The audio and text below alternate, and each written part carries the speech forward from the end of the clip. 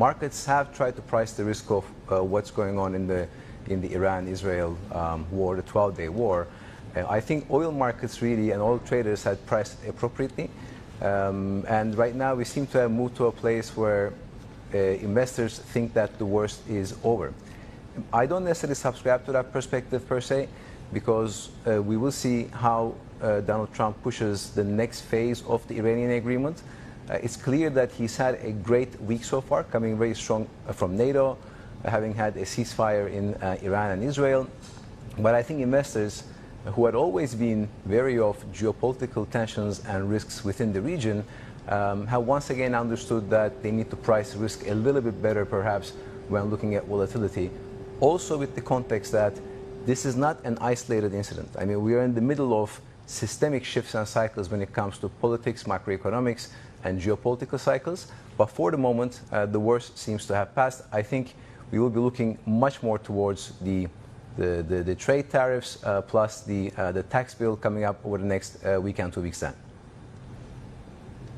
Ozan, as you say, it seems as if market sentiment is now shifting back to market fundamentals in terms of sentiment and direction.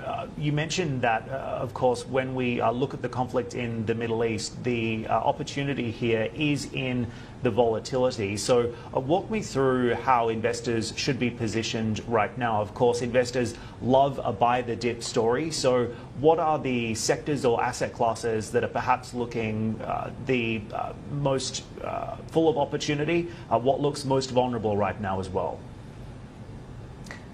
I think it's all about resilience and building resilience into portfolios and also economies. And what I mean by that is particularly we have witnessed once again the fragility of the global energy infrastructure. So therefore investing in energy infrastructure both in Europe, in the Gulf, in the world is a good bet. Alongside certain other asset classes, I would say, like agriculture, water security, defense obviously. So the opportunity really lies in trying to understand how the energy spectrum is going to shift.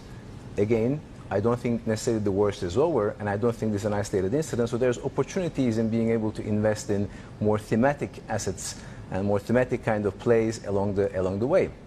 At the same time, when we take a look at the risks and how we hedge against those risks, I think GCC investors are really well positioned then because of the strong fiscal position of GCC countries and also sovereign wealth funds looking to diversify out and away from the commodity play anyway, which they're doing a great job with.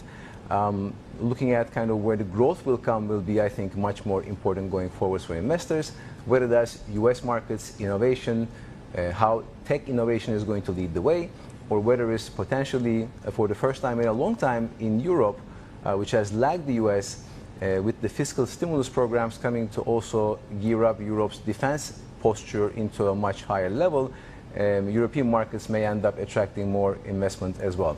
But I would outline the thematic plays as energy infrastructure and security, defense, agriculture, and water security.